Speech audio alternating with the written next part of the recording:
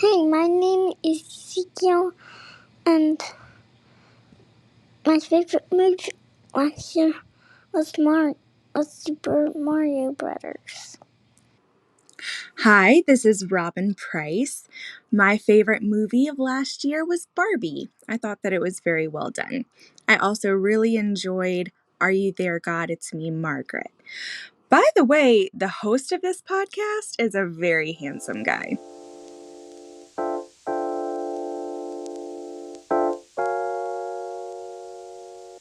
You're watching closely. What's the secret, Max? You just gotta find something you love to do and then do it for the rest of your life. I don't want to be a product of my environment. I want my environment to be a product of me.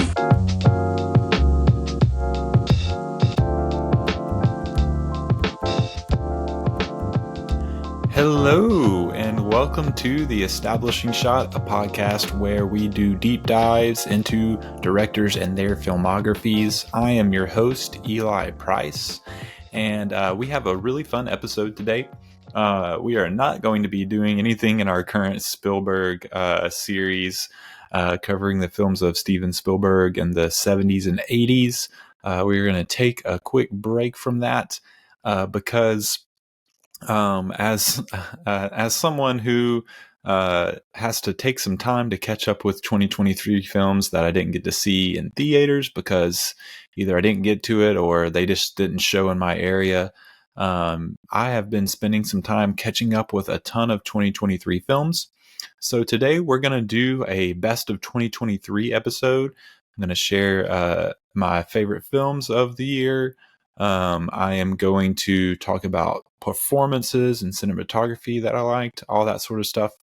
And I am also going to go through the Oscar nominations and talk through those and give my own predictions as far as that goes. So it's going to be a fun, packed episode today. And hopefully I'll have some listener and past guests and maybe even future guests, we'll see, kind of jump in with some audio to share some of their favorite films of the year. So that'll be a lot of fun. But I am going to go ahead and jump in because we have got a lot to cover today. And I am going to go through my top. So I'm going to spend more detail once I get into my top 20. But I did want to start off at my number 32. And the reason for that is my number 32 is Barbie. And I know what a lot of you are thinking. That's really low for Barbie. Barbie is going to be the only one that actually I have rated a 3.5 out of 5 stars on this list that I'm going to share. I watched 70 films from 2023 so far, and still kind of working on a few. But I wanted to share all these because all of this one I really like. It's a 3.5 star for me. Could be an 8 or 4 star with a rewatch. And then everything from here on out is 4 stars and up for me. So I'm going to run through these really quick. Number 32 is Barbie. Number 31 is John Wick Chapter 4. Number 30 is Mission Impossible Dead Reckoning Part 1. My number 29 is Blackberry. Number 28 is American Fiction. 27 is Skinamarink. Number 26 for me is Saint Omer. Number 25 is Priscilla. Number 24 is Broker. Number 23 for me is All Dirt Roads Taste of Salt. Number 22 for me is 1001. And my number 21 film is Fallen Leaves. So I'm going to share a link to my full list of all of my films that I saw released in 2023. And I go by US release. So some of these you might look at and say, oh, that's a 2022 or whatever. But I go by the US release for my rankings. And so I'm going to share a link to that on my Letterboxd account so you can go look at the full list. But I wanted to run through those so that they at least get a shout out, and they'll show up a little later too when I start talking about performances and screenplay and all that kind of stuff. But yeah, really enjoyed all those. Number 20 for me is, I'm going to go a little more in detail, is Hayao Miyazaki's The Boy and the Heron. Now, Hayao Miyazaki is a Japanese director that makes animated films with the film Studio Ghibli or Ghibli that many of you have heard of. A lot of his films, Spirited Away, My Neighbor Totoro, and just a great filmmaker. This is one that I could easily see moving way up the list with a rewatch. I saw this in theaters. I saw the subtitled version in the original Japanese language, and to be honest, I was very tired when I went and saw it, and was like shaking my head a lot to stay awake, not because of the movie, but just because I was exhausted. And there's just a ton going on in this movie. Really loved it. The visuals are incredible. Another just great character story. Miyazaki writes. It starts off pretty normal and then gets absolutely wild with the fantastical things going on. Loved The Boy and the Heron. I can't wait to revisit it when I'm less tired because I'm almost certain I'm going to like it even more. My number 19 film is called All of Us Strangers.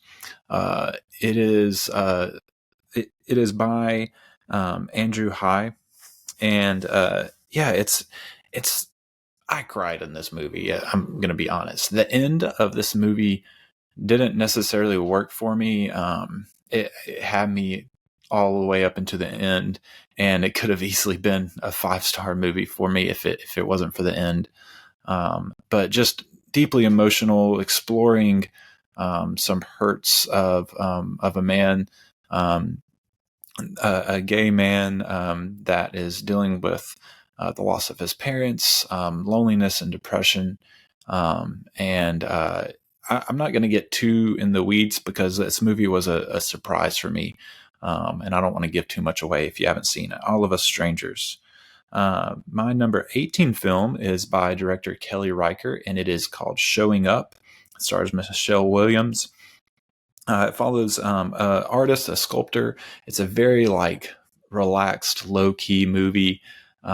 Just following this artist that's struggling with being an artist and the art of the hard work of creating art and the community of art you need around you to move forward. Just really liked this. Very low key, very relaxed, very funny, and even touching at times. Enjoyed Showing Up by Kelly Riker.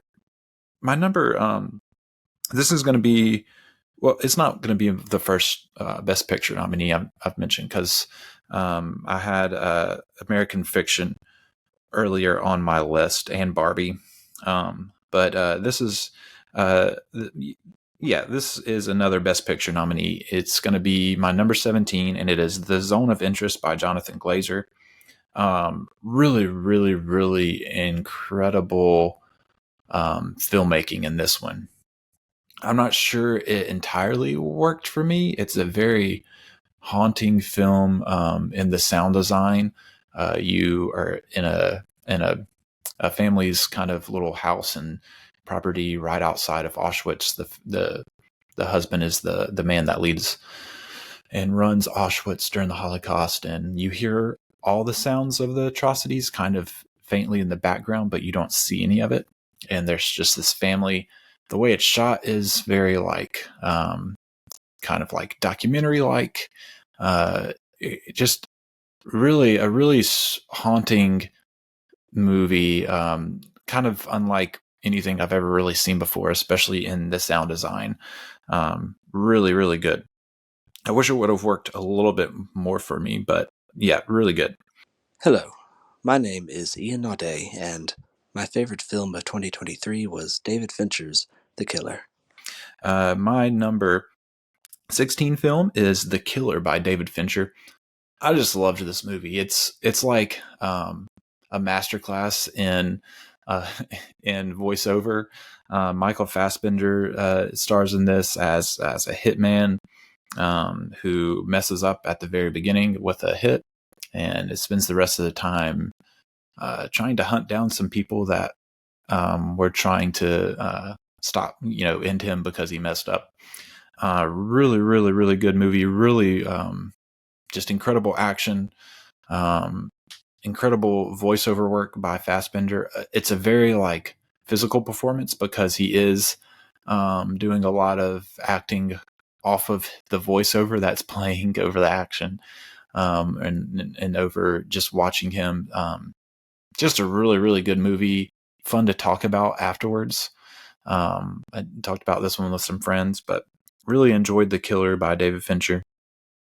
My number 15. This spent a long time in my top 10, and I really want to rewatch this one because it's just a great rom com.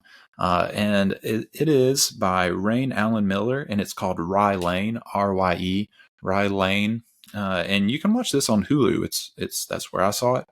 Um, it's still sitting there, and so you can go watch it now. Really great. Basically, a rom com takes place in South London of this couple that meet, and at a mutual friend's art exhibit. Really, really funny. Really, really beautifully and interestingly shot. Great chemistry between the two leads. I just really, really, really enjoyed this movie. So I highly recommend checking out Rye Lane. My number 14, similarly, I highly recommend.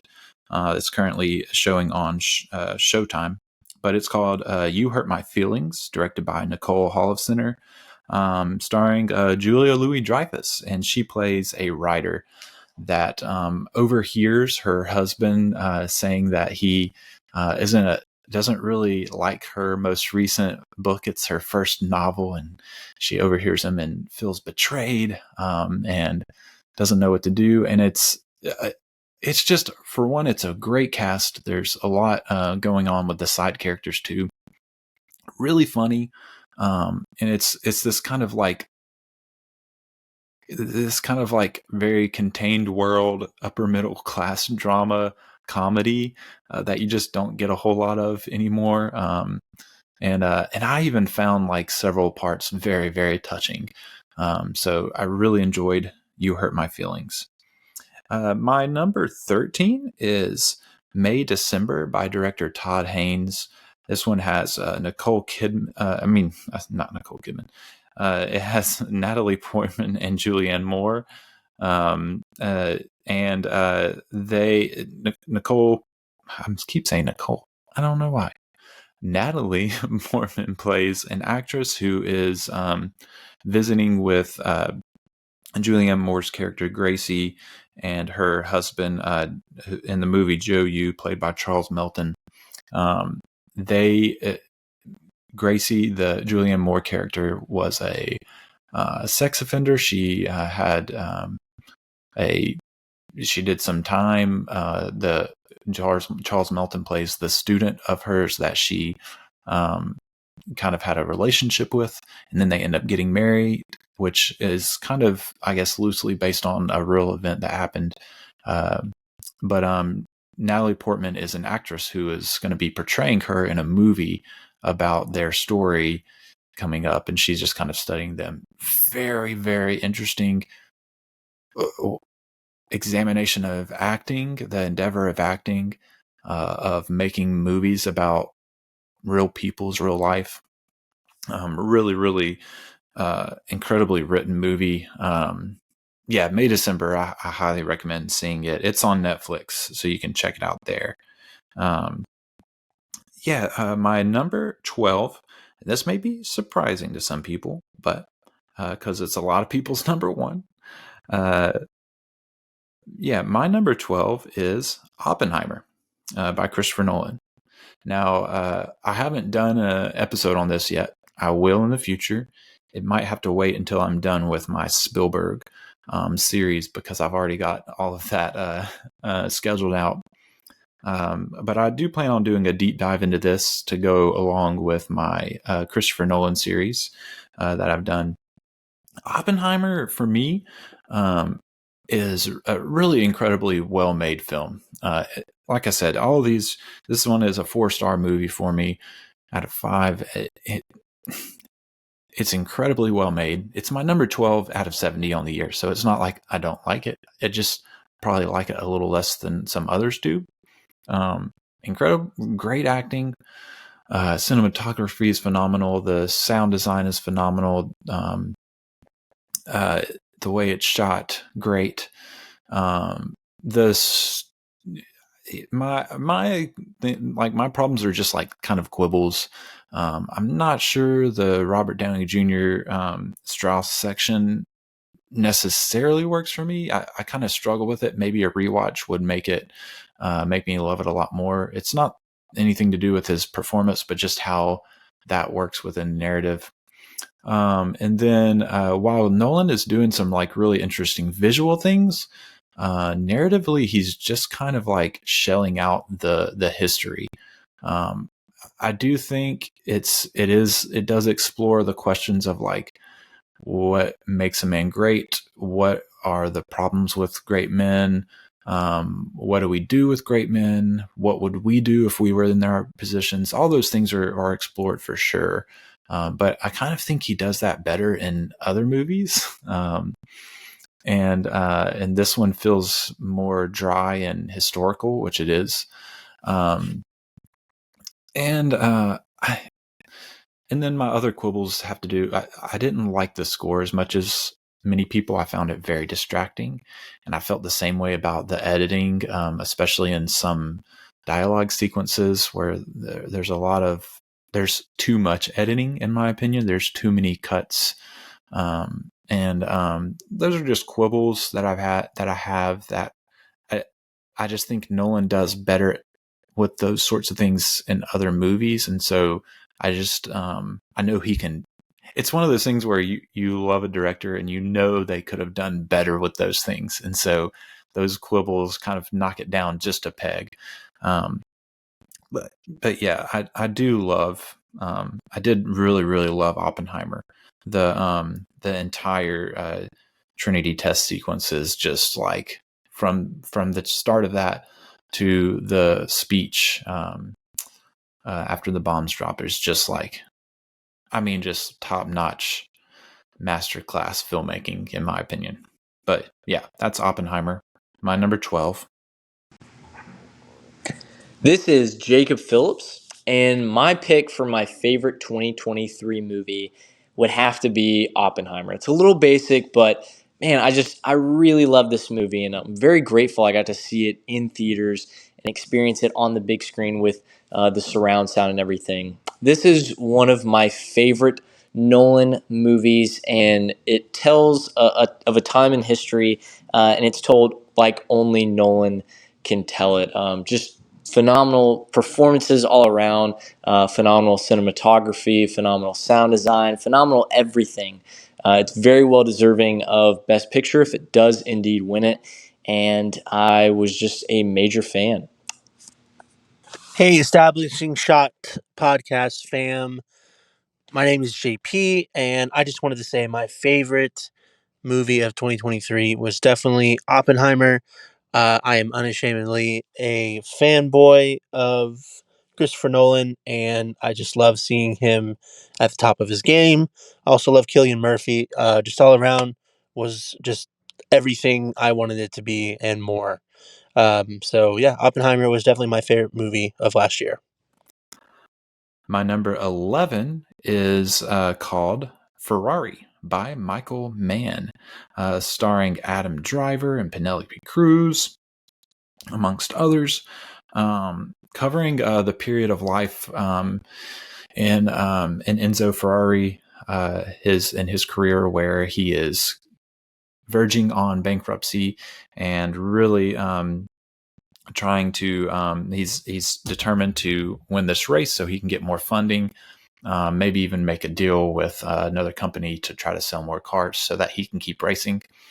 Michael Mann, I probably liked Ferrari a lot more than consensus, it seems like. But I loved this movie. The way it's captured is phenomenal. Editing is phenomenal. The sound design is phenomenal. That the way he shoots these racing sequences is unlike anything I've ever seen for a racing sequence.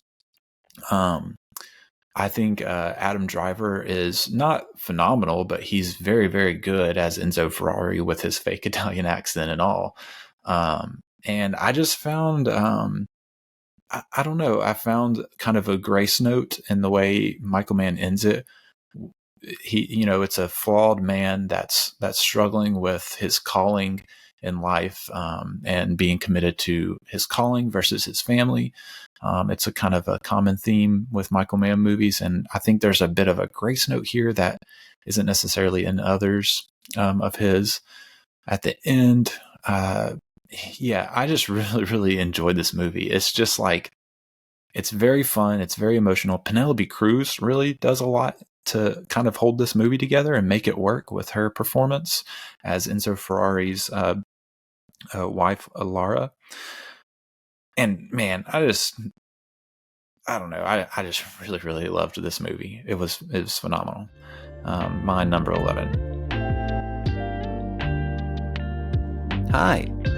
Quick reminder that you, yes, you, can be a huge help to the production of this show. If you visit establishingshotpod.com/donate, you'll find out how to join the Establishing Shot family through some giving tiers starting as low as $5 a month. You heard that right, only $5 a month. And not only will you be helping me keep the show going, but you'll also get some perks yourself, like early and ad-free episodes, bonus episodes, access to a Discord server where we can chat it up about the show and movies in general, and more. Might even let you choose a movie for me to review for the show. Check out that link in the show notes to learn more. Back to the show. So from here on, I am going to be sharing my top 10, and I'm going to share a little bit more on these. The first one at my number 10 is the only one that's a 4-star movie for me that could easily move up to a 4.5 star. Any of these last few I've said could easily move up with a second watch. Oppenheimer, Ferrari, May December, all great. But the Holdovers is my number 10. And I really, really, really enjoyed this movie, directed by Alexander Payne. Yeah, it's just a phenomenal movie. It stars Paul Giamatti as Paul in the movie, a professor who is staying over the Christmas holiday with some students called the Holdovers, that are not getting to go home over the holiday, and the kind of main student that ends up being in most of the movie is Dominic Sessa playing Angus Tully, and then you have Divine Joy Randolph playing Mary Lamb, who's kind of the other part of the trio of the main characters here. And this movie is very funny. It's also very touching and emotional. It's uplifting in a very realistic way. I think I want to say it was Josh Larson of the Film Spotting podcast that I heard say this, but I did hear someone say it is about the hard work of being kind to others, and it rings true. Sometimes it's hard to be kind to others when you have a lot going on in your own life. But yeah, I really love this movie. There's phenomenal chemistry between these three characters, these three actors and their roles. And I really think it's going to become a Christmas rewatch for me every year.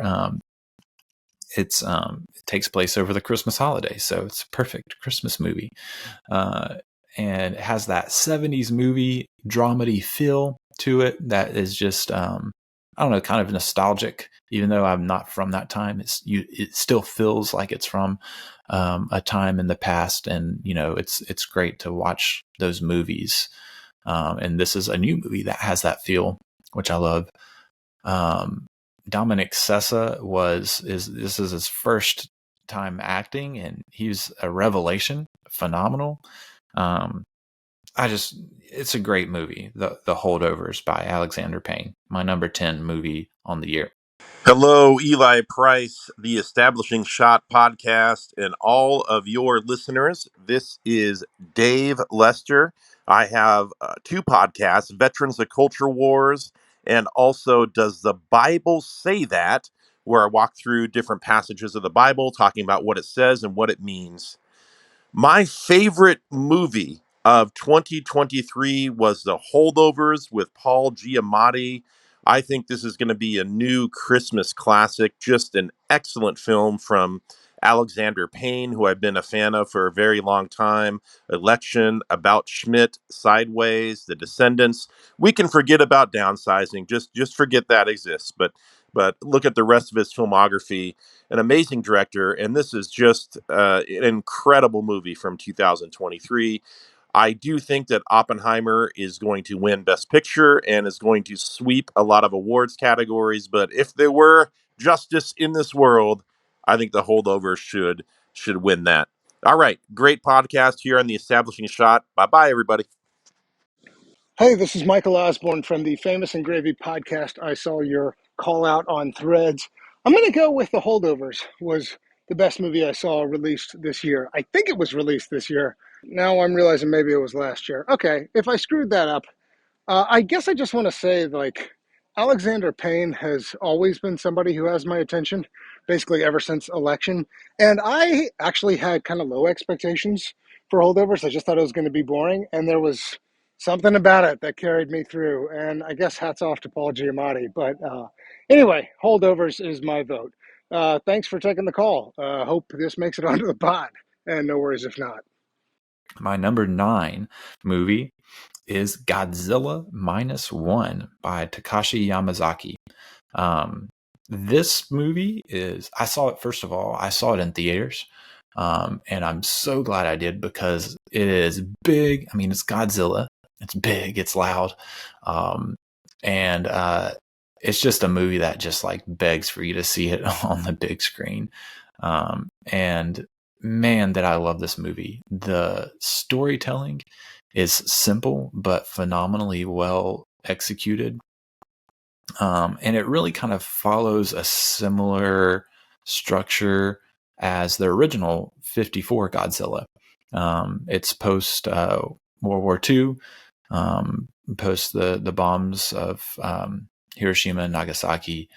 And there's the very apparent metaphor of Godzilla as representing the kind of trauma and effects of nuclear warfare.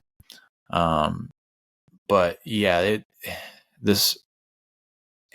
really gets back to the roots of Godzilla, which isn't about the monster. It's about the characters and their own trauma and their own dealing with what's happened in their own personal lives and also in their country. Man, it's just great storytelling. A little bit melodramatic at times, but I don't mind a little bit of melodrama if it's really well executed like it is here. The monster Godzilla is great in the movie. The visual effects are really, really good. The action sequences are really, really good and suspenseful and thrilling. It's just a movie with a capital M. Loved this one. Godzilla Minus One. My number 8 film of the year. This is probably going to be my least well known of maybe all of them I've said so far. It is a movie called Godland. And it is it's a Danish movie by, I'm going to butcher how to say this guy's name, but Reinier Palamassen. I'm 100% positive I did not say that right. I do not speak Danish, and so but it's actually about a Danish priest who, in the late 1800s, travels from Denmark to Iceland to build a church and reach some people in an area of Iceland as kind of a missionary journey. This priest is also a photographer. So he has this big, huge backpack that's like as big as he is, with all of his camera that has like his big, late 1800s camera equipment, so that he can capture pictures of people in the landscape and whatnot on his journey. And it's actually based on some photos that were found of a real story of a priest going to Iceland from Denmark. So they found these photos, and I guess someone had seen this guy, or whoever wrote the movie saw him and wrote this movie kind of just based off of those pictures. So, um, an original story, it wouldn't be adapted. You can't adapt from, a few pictures, but yeah, so Godland, it follows this priest's journey. I am a big sucker for a movie where a religious man or woman is struggling with the opposition, both from people and from nature, against their faith. I don't know why. I guess it's maybe it's something about me and my doubting spirit that I can identify with that struggle. But yeah, he is struggling with his calling. He's struggling with his faith. He's struggling against these people that are foreign to him. He's struggling against nature itself. He's arrogant, and nature and these people humble him over and over and over again. He's not an abrasive arrogant, but he is in his spirit arrogant.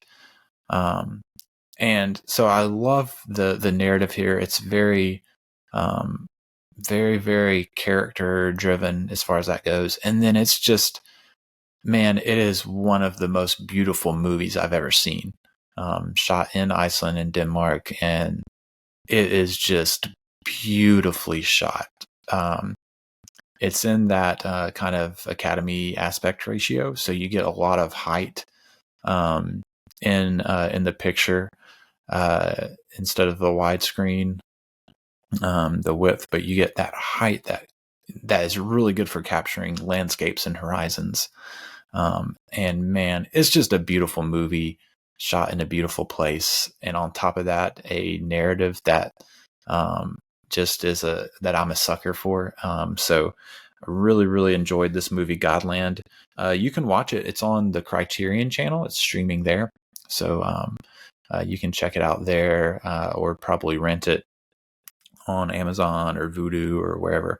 But Godland is my number 8 movie of last year. My number 7, this is a little bit of a cheat because I typically don't include short films on these lists. These are usually feature films, both narrative and documentary. But I did this one cheat, and I included Wes Anderson's The Wonderful Story of Henry Sugar, and I'm kind of lumping in the other 3 with this. If you put them all together, it could be like an anthology, a Roald Dahl adaptation anthology feature-length movie. So that's kind of how I'm treating it. The Wonderful Story of Henry Sugar. The other 3 would be The Swan, The Ratcatcher, and Poison. Wes Anderson adapted these 4 Roald Dahl short stories. I did an episode on these, so I'm not going to spend a whole lot of time here. You can go back and listen to that episode that I did covering these to kind of round out my Wes Anderson series. Yeah, I just loved these. The production design is phenomenal. It's unlike anything I've ever seen captured on screen. The way the sets move around and the cameras move. It's basically the characters are also narrating, and they're narrating basically like reading the book to you as the action of what they're saying is playing out around them. It's funny. These stories are touching in subtle ways, which is common to Wes Anderson. And yeah, I absolutely loved all four of these shorts. So lumping them together, and yeah, loved that. The Wonderful Story of Henry Sugar, Wes Anderson's other three Roald Dahl adaptations. My my number 6 film, and we're getting. I think now we're getting into the territory where any given day I could kind of move the next few, probably 3 or 4 around. But my number 6 film is Are You There, God? It's Me, Margaret, directed by Kelly Freeman Craig. It's adapted from the Judy Blume book of the same name, and it stars Abby Ryder Forston as the titular character Margaret, an adolescent kind of. I think she's an 11-year-old, so she's kind of coming into puberty and dealing with that. And her mother is played by Rachel McAdams. Her father's played by Benny Safdie. Kathy Bates plays her grandmother. And it's I have a 1-year-old daughter. She's 1 years old now, and I don't know. I guess I also have a wife. It very much centers on the daughter's experience and also the mother's experience. And so, just thinking about my wife and my daughter watching this movie, I was just like, it's a very funny. It's kind of like The Holdovers. It's a dramedy, and I guess we got a few of those this year with You Hurt My Feelings, with The Holdovers, but this one is just so touching and so funny. I loved it. It's very simple. There's nothing complex happening. It's just a girl dealing with growing up, her changing body, and man, it has some wonderful grace notes to it. And she's also, I guess it circles back to struggling with faith and where you fit. And, her mother is a Protestant and her father is a Jew. And so kind of they haven't really forced anything on her, and she's trying to figure out where she fits in it all. It explores that very well. And man, I just love this movie. I cried a lot and I laughed a lot. And to me, that's a good movie. And we'll talk probably more about this when we get to performances. My number 5 movie on the year is Martin Scorsese's Killers of the Flower Moon. What is there to say about this movie? Just doing a quick overview, it covers it's adapted from a book of the same name, and it covers the 1920s Osage Nation, Native American nation in Oklahoma. They were at one point one of the richest people in the world because they struck oil on this land that the U.S. government gave them, and just became really, really rich people. But then, of course, systems moved in, led by a white men that kind of limited their access to their money, basically moving the power back to the white people and the Americans, taking it back away from these native people. But this follows, so it's adapted from a historical book about this. It stars Leo DiCaprio, Lily Gladstone, Robert De Niro, Jesse Plemons, amongst others. Jason Isbell is a musical artist I really like, but this was the first thing I've ever seen him act in, and I think he was great. But yeah, it's a long movie. You do feel the length, but I think there's a point to that in letting you sit in this atrocity as you see it. I don't know. I don't want to say too much about this movie, and there's really like it's hard to explain. It's one of those movies you just kind of have to experience, in my opinion. Um, but yeah, the score is great. The cinematography is phenomenal. The acting is phenomenal. There is just this looming, haunting evil over these characters, like the De Niro character. There's this question of is Leo DiCaprio's Ernest just dumb, or is he just an evil man that's really good at lying or playing dumb?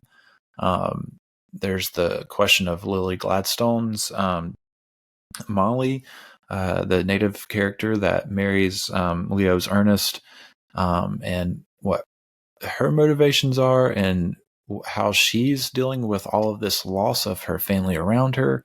Um, and man, it's just a great movie.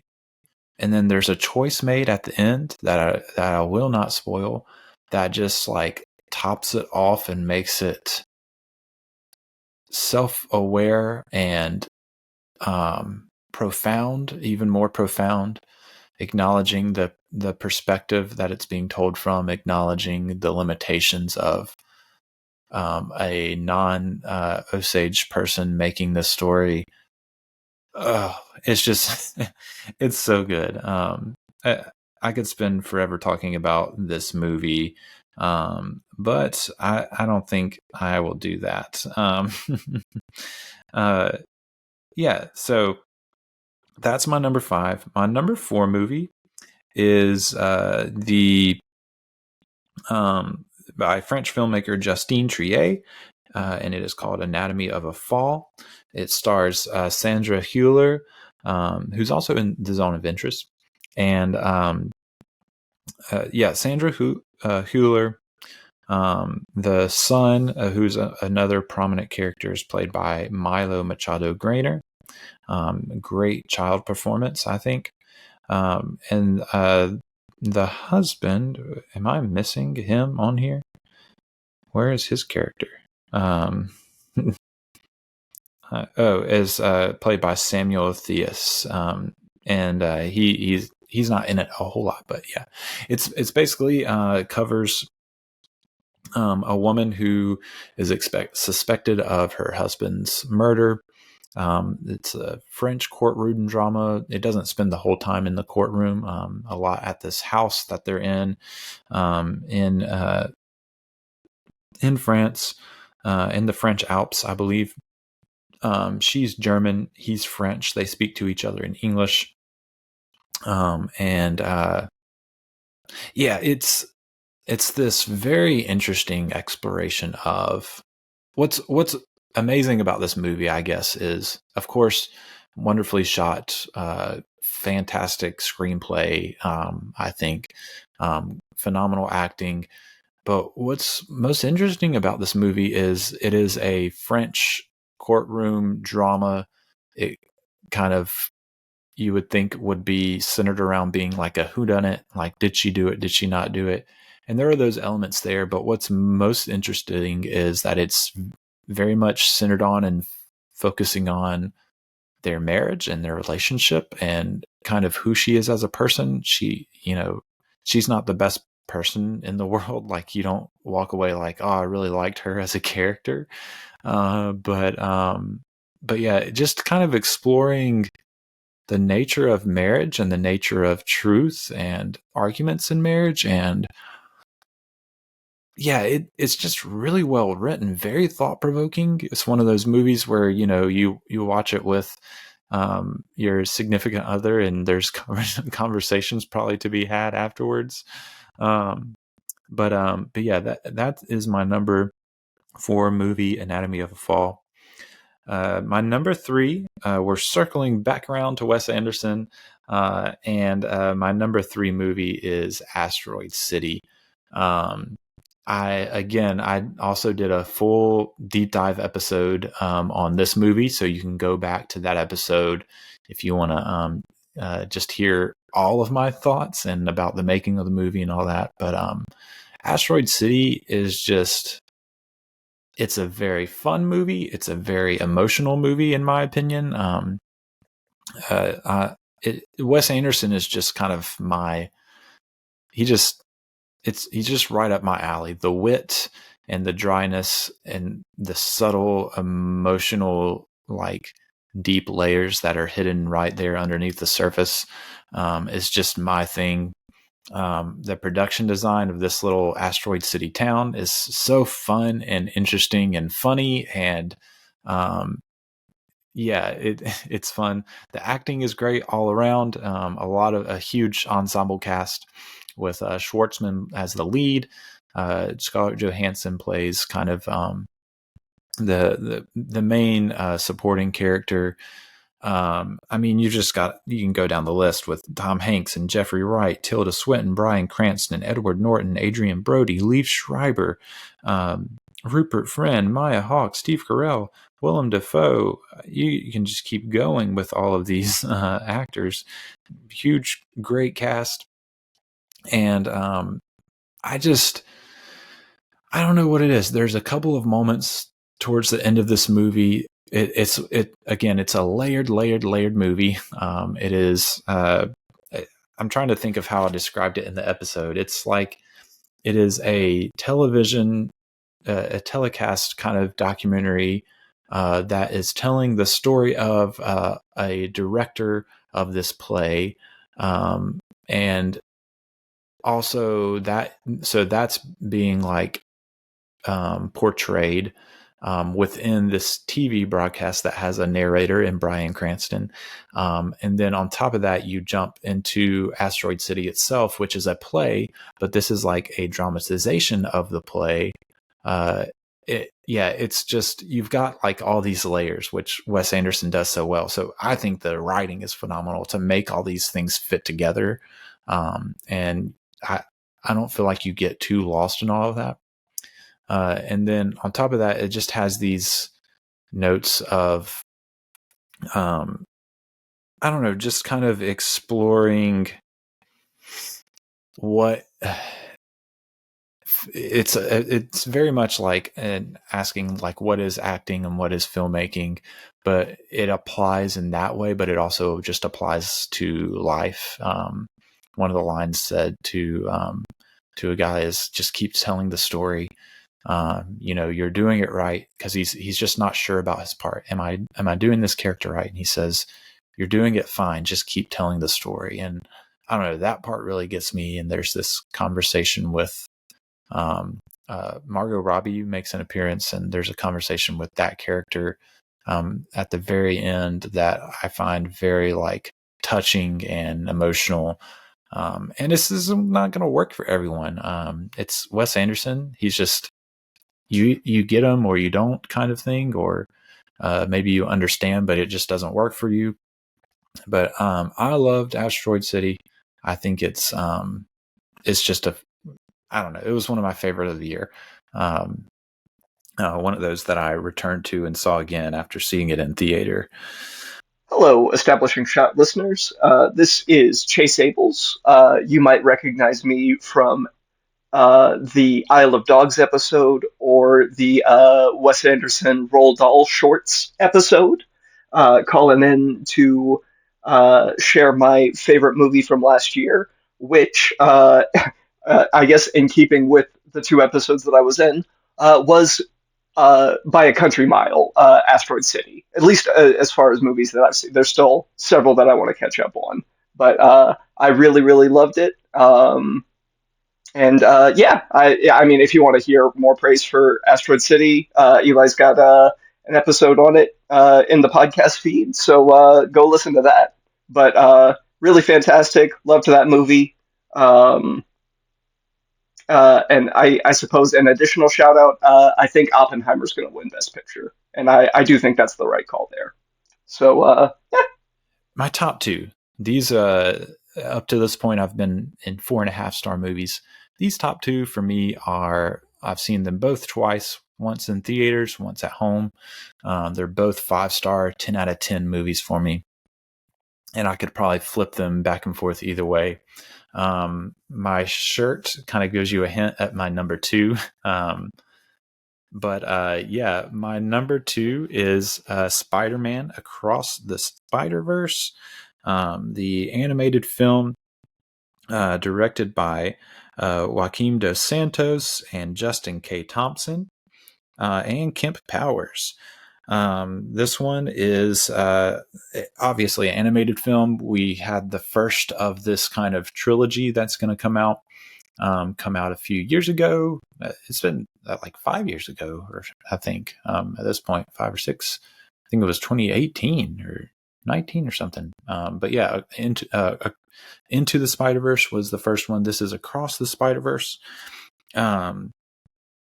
First of all, just a phenomenal cast of voice actors with Shamik Moore, Haley Steinfeld, Jason Schwartzman, Oscar Isaac, Brian Tyree Henry, Jake Johnson, Issa Rae, Greta Lee, Andy Samberg, Jack Quaid. You got some like kind of cameo characters popping in there.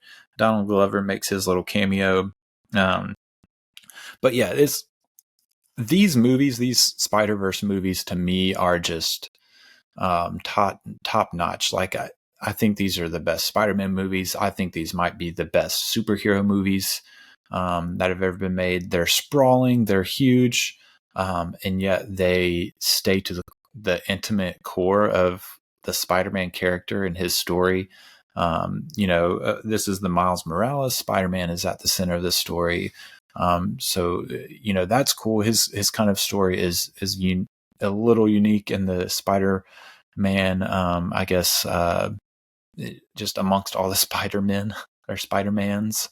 And it's just so big. The animation, which they, kind of started from scratch for Into the Spider-Verse and have just like grown for this one.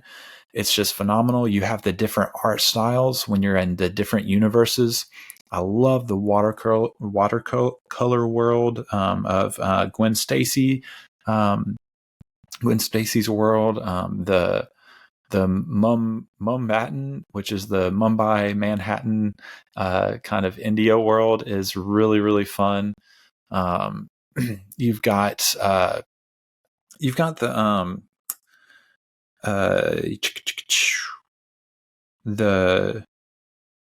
the Hobie character played by Daniel Kaluuya, another big. His animation is really fun, kind of like that London punk kind of animation style is really cool. The animation is just phenomenal here. It's phenomenal. But in the midst of all of the wonderful animation, all of the incredible like action and storytelling, is this very intimate family drama that I find just like incredibly touching. There's like at least 2 different points in this movie where like it makes me tear up, which is rare for a superhero movie kind of, but I just love these movies. I can't wait for the third one. I hope they don't rush it. Take your time, make it the best movie it can be. But yeah, I love Across the Spider-Verse, my number 2 film on the year. My number 1 movie of the year. This is a movie that I had at number 2 for a long time. And as a 4.5 star, I rewatched it recently and moved it up to a 5 star and moved it up to my number 1 because I love this movie. It feels like I always end up finding like a small underseen movie that ends up being my number 1 on the year, just because those movies are just so surprising and I don't know. I just love that sort of movie. But my number 1 is Past Lives, directed by Celine Song. Celine Song is a first-time film director. She's been a long-time successful playwright, but this is her first time writing and directing a film, and a feature film at that. It stars Greta Lee, Teo Yu, and John Magaro as kind of, I would say, I guess the main three characters. And it covers a story of of a girl who grows up in Korea, has kind of like a crush on this boy in her class. And they kind of their parents even take them out on a little date. They're probably like, I would say 12 at this time. And but then her family immigrates to Canada, and she eventually ends up in New York. She's a writer. This is very much, by the way, based on Celine's a true kind of experience that Celine Song herself had. You can kind of put those pieces together when you see like, oh, she's a playwright. Oh, she immigrated from China when she was young to Canada and is in New York now. Like, you can kind of put the pieces together. But yeah, it's a very interesting, intimate story. She ends up marrying John Magaro's character, Arthur. Nora is Greta Lee's character's name. That's her American name anyway. So yeah, I don't want to give too much away here. There's not really, I guess, a lot to give away. It's more about the experience of these characters that is captivating to me, and the way it's shot and edited together is phenomenal. But anyways, she ends up in New York. She reconnects over Skype and Facebook with Haesung, that is the guy character's name.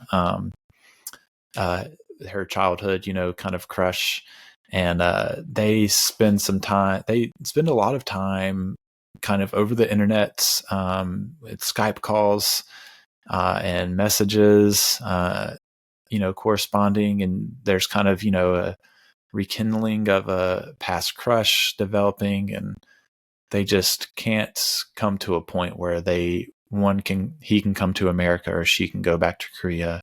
And so she kind of cuts off that. And then you jump forward another 12 years or so, and she's married. She's done a writing residency, meets Arthur.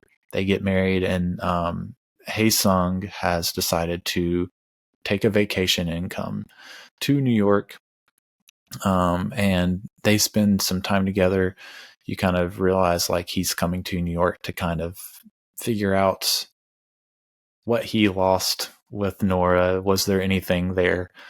Anything that could have happened? And there is, there's conversations between these three characters. I don't know. It's hard to describe. You just have to see the movie. It is extremely well written. The dialogue is intriguing and interesting and touching and thought provoking.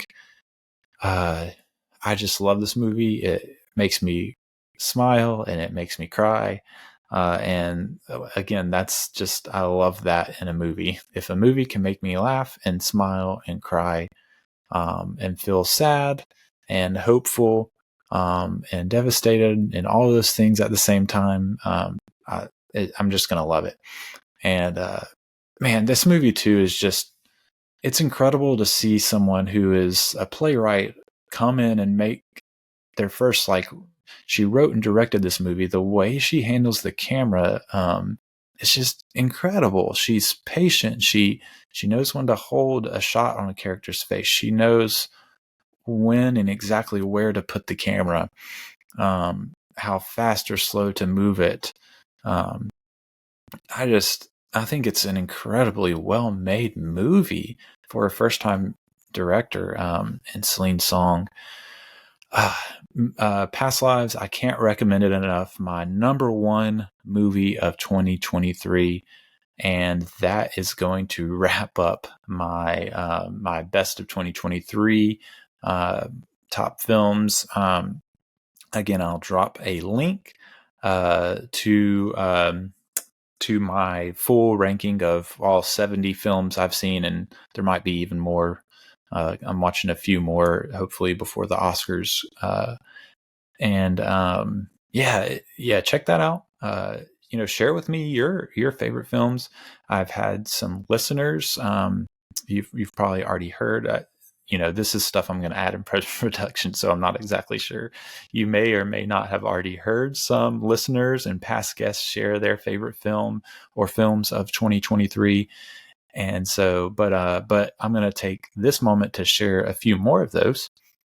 So I hope you enjoy hearing maybe your own voice or some other listeners or friends of mine share their favorite film of 2023. And then we will get back in just a minute and get into Oscar talk. I'm going to talk about the Oscar nominations, make my predictions, and maybe even before that, I might even, with each category, give my own picks, what I would have nominated and had as my favorite.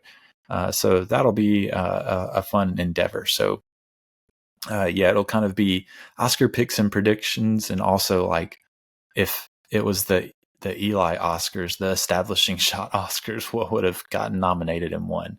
I will be back and we'll talk about that in just a sec. Hey, this is Kara. When looking back at 2023, there was actually so many great movies that came out, but the one that really stuck with me was The Color Purple. It's such a beautiful and emotional story, and they did such a wonderful job retelling it this time. Excellent acting, such good music, and seeing it in the theater really gave it the impact. It was very obvious that everyone there, I could see and hear all of us being moved throughout the entire film. So it's been one of my favorites from 2023. Hey, this is Philip from the Substance Podcast. Some of the movies that I loved from 2023, I think my top 3 right now are pretty locked in, but I still have plenty of movies to still catch up and watch. Right now, my top 3 are Asteroid City, Killers of the Flower Moon, and Godzilla Minus One. All of them just knocked my socks off. Straight up masterpieces. And all great times in the theater. If you can, see as much as you can in the theater. But yeah, I had a great time with each of those. All very substantive, very enjoyable. Ones that I will be watching and rewatching for years to come. And I'll also give a special shout out to the RoboDoc, the Making of RoboCop documentary. That was just a blast. So well done. Got a ton of incredible interviews. So if you're a fan, RoboCop movie, that was a blast. But yeah, I had a great time.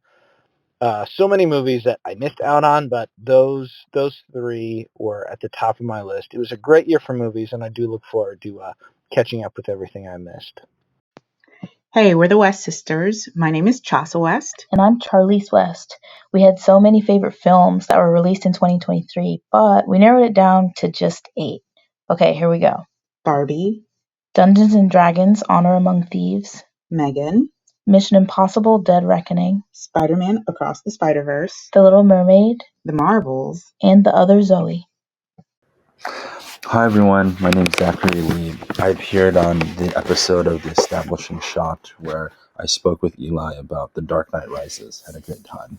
And my favorite film, or one of my favorites at least for 2023, is this documentary called A Still Small Voice. It was directed by Luke Lorenzen, and it follows a hospital chaplain who's completing a year-long residency at New York City's Mount Sinai Hospital right at the start of the pandemic. And I caught this film virtually at Sundance, and really I found myself so unexpectedly moved by it. I feel like the way it weaves in, how do you provide spiritual, physical care and nurturing to people who are suffering, and where's the line between your own self-care and the need to be mindful of your limits, but also honoring your duty and vocation to help people out. And so it was, it just asked really profound, interesting questions, very tender as well. And so it's one of my favorites of the year, and I hope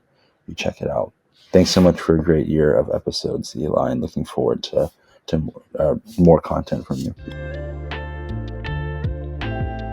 Hello again. Do you know how you can really support the show for free in just a few minutes or less? That's right. Just leave a rating and review on Spotify and Apple, or wherever you listen that might allow for ratings and reviews. These really help the visibility of the podcast. In fact, just hit that pause button right now and drop the review right now. And then you can get back to the show. I'd greatly appreciate it. Okay. I trust that you went and left that rating and review now. Back to the show. So, we are going to take some time and look through the 2024 Oscars ballot. I'm going to give my predictions of what's going to win. So format, what we're going to be doing in this section. I am going to give my so I'll share what my prediction is of what's going to win. I'll read the nominees of the category, share my prediction of what's going to win, and then I will also share what I would have picked of those that were not actually nominated. And I'm also going to share if it applies to the category. I'm not going to have this for all the categories, but I'm going to share my own establishing shot or Eli Oscars, I guess. What would have been my top 5 and what would have won it for me, and maybe even some honorable mentions, because, I love talking forever and mentioning all of my favorites. But yeah, so let's start with, I haven't planned this exactly out, so I'm just kind of winging it. I'm going to start with the shorts categories. So we have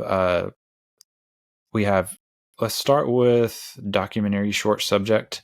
The nominees for this are The ABCs of Book Banning, The Barber of Little Rock, Island in Between, The Last Repair Shop, and Nai Nai and Waipo, or Waipo. Not exactly sure exactly the pronunciation, but this is I'm going to predict that The Last Repair Shop wins. I don't.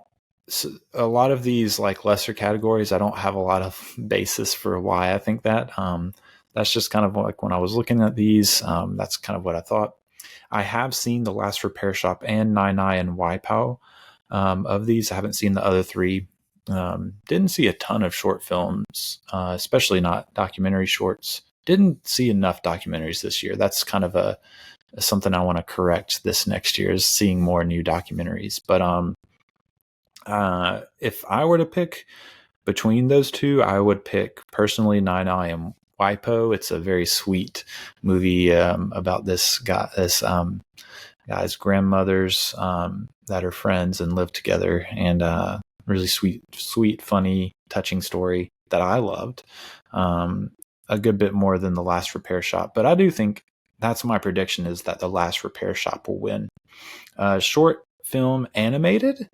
So the nominees for this are Letter to a Pig, 95 Senses, Our Uniform, Pachyderm, and War is Over, inspired by the music of John and Yoko. So I have only seen one of these. I have watched trailers for all of them to kind of get a sense of the animation style. They all are very different in their animation styles, which is fun to see. I'm going to predict, just because it seems like what would be the Academy pick, that War is Over is going to win. Based on the trailers, it wouldn't have been my favorite animation style of these. But then again, the one that I have seen that I really loved, which was 95 Senses, wouldn't have maybe necessarily been my pick of animation style either, but I thought it was just a really, really well-made little short animated feature, actually directed by Jared Hess and his brother, I believe, the maker of Napoleon Dynamite, Nacho Libre, those movies. But this is a very touching movie. It's about a man who's I don't want to give it away, because I was surprised. I didn't know this was coming, and it kind of, you kind of realize it a few minutes in what's going on. So I'm not going to ruin that. You can go, you can watch 95 Senses for free.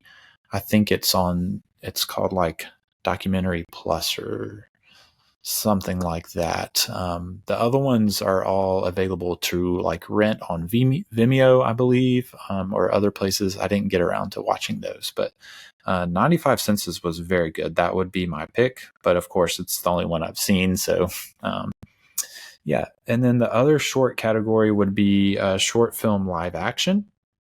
And I've only seen 2 of these as well. The nominees are The After, Invincible, Night of Fortune, Red, White, and Blue, and The Wonderful Story of Henry Sugar.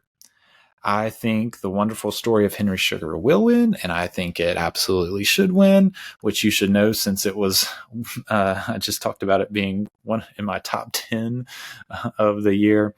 But the only other one I saw was The After, and I thought it wasn't very good. It was like melodramatic and in a bad way, and just like kind of sloppy cliche storytelling. I don't know. Even the way it was shot kind of felt like, I don't know, like a film student kind of like, oh, this is a cool shot. And it's kind of like, okay, not really. I don't know. I just didn't go for it.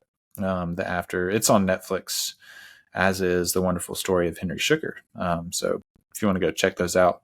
But yeah, those are my predictions and picks for those categories.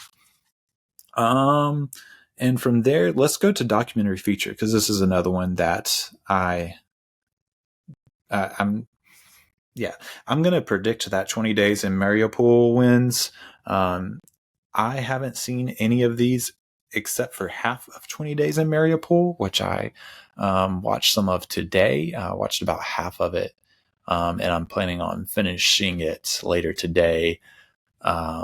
It follows a journalistic film crew that is in Mariupol as Russia is invading it in 2022, and it is an absolutely devastating movie. It is very hard to watch.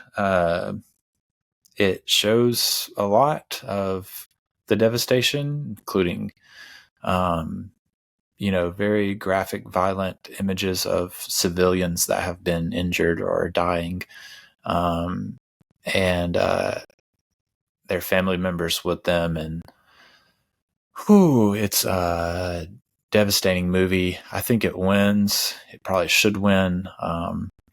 There was this line that I wrote down, that the guy that's filming it is narrating. And at one point he says, thousands have died. We keep filming, and things stay the same. Just a devastating movie, and just a very it's one of those movies that's like, we have to document this or people will forget what happened. Man, I won't say I'm looking forward to finishing it, just because of how hard it is to watch. But I do plan on finishing it.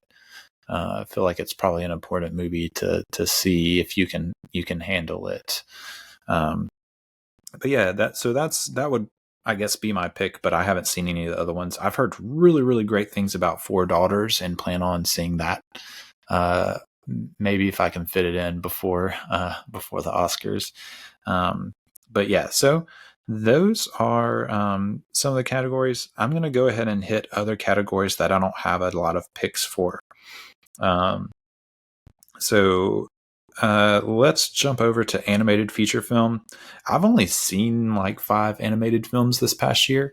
And 2 of these nominated I have not seen yet. But yeah, one of them is Robot Dreams, which doesn't release in the US until like later this year. So I hate it when Oscars are like have movies that just aren't even, but it is a more international kind of awards ceremony these days. So I guess it makes sense. It's been out in, I think it's a French movie, maybe. I could be wrong about that. But yeah, anyways, the nominees for animated feature film are The Boy and the Heron, Elemental, Nimona, Robot Dreams, and Spider-Man Across the Spider-Verse. My prediction is actually that The Boy and the Heron will win. Reasons being, it might just be the very last Miyazaki movie we get. He's very old. He's quit and retired, quote unquote, several times before. This might be his last movie. And I think they'll honor that. And Spider-Man Across the Spider-Verse is big and great as a movie as it is, which I would probably make it my pick just because obviously it's my number 2 of last year. And my favorite of these that I've seen. But I just think The Boy and the Heron will I think they will honor Miyazaki, and it is an incredible movie. I don't know. I just feel like that's where they're going to go. And because there's another Spider-Verse movie coming out. So, Into the Spider-Verse won its year. Maybe Beyond the Spider-Verse, which is the third one, will win its year. But this year, with Miyazaki putting out possibly his last movie, I think that's the direction they'll go. Another category I don't have my own picks for is costume design, because I don't know. I just feel like I don't have any experience, or I don't have the expertise to choose the best costume design. But the nominees there are Barbie, Killers of the Flower Moon, Napoleon, Oppenheimer, and Poor Things. The movie that would probably be my pick, and also I think is going to win, is Barbie. I think probably Poor Things could pull that one in. I'm not sure. But I think Barbie will win. That would be my pick of these. I have not seen Poor Things. It's the one Best Picture nominee that I haven't seen. Don't really plan on it. I've heard enough about it that I feel like, I'm not really that interested. But costume design, Barbie. The other one kind of alongside of that is makeup and hairstyling. I just don't have the expertise to make my own picks for that. The nominees there are Golda, Maestro, Oppenheimer, Poor Things, and Society of the Snow. I have seen 4 of those, 3 of those. I haven't seen Golda or Poor Things. This is tough. I think my pick of the ones I've seen would be Maestro. This is I'm kind of hedging my bets here, because my prediction is Poor Things, but I think Maestro could win as well with the makeup on Bradley Cooper and whatnot. It's kind of feels Oscar-y, but Poor Things is going to be my prediction. My pick would be Maestro, kind of hedging my bets, like, oh, if it wins, then I can say, well, I still had it as one of my things there. Yeah, that's where I'm going to go, is Poor Things being my prediction. I also do not have my own list for. I don't have my own list for. Let's see, original song. I don't have my own list, so let's read those. For original song, you have "The Fire Inside" from Flamin' Hot, "I'm Just Ken" from Barbie, "It Never Went Away" from American Symphony, Wazaze, a Song for My People from Killers of the Flower Moon, and What Was I Made For, also from Barbie. My prediction and my pick are the same, and I'm going to go with "I'm Just Ken" from Barbie. I don't know. I just feel like that's the one everyone's talking about and loves, and I don't know if it feels like an Oscar pick, but this is kind of my surprise pick. What I think might be a surprise when it wins. So yeah, I'm going to go with "I'm Just Ken" from Barbie as my prediction and my personal pick. And then international feature film. I didn't really make my own list for this. One of these, 3 of these I have not seen. And 2 of them just because they haven't really released here in the US. So it's just another example of like, man, that stinks. I really wanted to get to some more of these. But anyway, international feature film. I probably saw enough to make my own list, but I didn't make my own list. You've probably heard some of them in my long list that I went through at the beginning of this show. But the nominees are Io or Io Capitano, Perfect Days, Society of the Snow, The Teacher's Lounge, and The Zone of Interest. My pick would be The Zone of Interest, and my prediction is that The Zone of Interest is going to win. It's the only Best Picture nominee on this list. It's probably not going to win Best Picture, and so I think they give it the International Feature Film Award. I think that's pretty cut and dry, and it would be very surprising for any of these other ones to win over The Zone of Interest. But yeah, so those are all the ones I believe that I don't have my own list for. So let's go to next to we'll start with production design. So let me find it.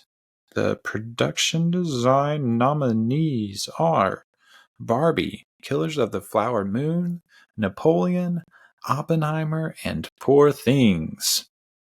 Those are the nominees.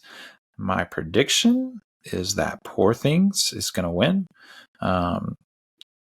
I don't know. That's just kind of where I see it going. I've seen some clips from Poor Things and pictures, and it does look like incredible production design. It's one of the things you kind of hear about, people talk about with the movie. Yeah, my pick of those would be Barbie. Of that list, it's just great. It's great production design. It's Barbie world is a lot of work to make that look good. I think Barbie could win it, but I do think they give that one to Poor Things. And so my list, my number, so I'll give some honorable mentions in Napoleon, John Wick 4, Priscilla, Killers of the Flower Moon. All those I think have great production design. My number 5 is actually Showing Up, the Kelly Reichardt film I mentioned. I think the art exhibits they set up in her little workspace garage, I think is all like really, really well designed and captured. My number 4 is Anatomy of a Fall. The way they have the courtroom set up, the way that just that house and the landscape around it, I think is really, really well put together. And then my number 3 is Barbie. It's like I already mentioned, just making the Barbie world come to life is just an incredible feat. My number 2 is The Zone of Interest. They built this house, a replica of the actual house that the Haas family lived in. I think it's just incredible production design, incredibly put together with the house and the yard and the fence and everything. The fence on which the concentration camp is on the other side of. Really well done. My number 1 in production design, you might have guessed it, is Asteroid City. I just love the fake stage feel thing he has going on with his production design there in Asteroid City, and just the desert of it all, and even in the other layers with the behind the scenes stuff and the TV production. I just think it's all really, really well done and detailed, as Wes's stuff usually is. So that would be my winner, is Asteroid City for production design. Next, I'm going to go to sound design. The Oscar nominees for sound design are The Creator, Maestro, Mission Impossible: Dead Reckoning Part 1, Oppenheimer, and The Zone of Interest. I think Oppenheimer will win for sound design. That's my prediction. I think of those 5 that The Zone of Interest should win for sound design. And I think there is a strong chance that it could win. I don't think Oppenheimer runs away with that. That's my prediction, but my pick would be The Zone of Interest. And I think it has a good chance of winning on top of Oppenheimer. I think it's one of the most unique sound designs ever. as you'll see in a second with my picks. But yeah, my top 5 for sound design are Godzilla -1 at 5. At 4, I have Ferrari. I think the sound design is great there.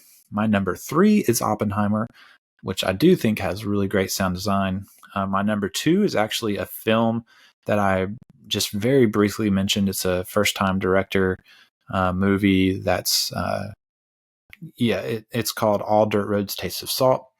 A very unstructured visual and sound narrative. It's very interesting in touch and feel, which is very hard to portray on screen, but it uses kind of textures in the cinematography and also sound really well to kind of get across the texture and feel of it all. And so, yeah, that's actually my number 2 in sound design. And my number 1 is The Zone of Interest, because I just think it's having that background noise droning the whole time of what's going on in the concentration camp. Getting that just right had to be so hard. And I think they did get it just right. So that's my number 1 for sound. Visual effects. I am going to, so the Oscar nominees are The Creator, Godzilla -1, Guardians of the Galaxy Volume 3, Mission Impossible Dead Reckoning Part 1, and Napoleon. I have a feeling that The Creator will win. I don't know why. That's my prediction. I don't know why. My prediction is that The Creator will win. I think maybe Napoleon also could be a contender there.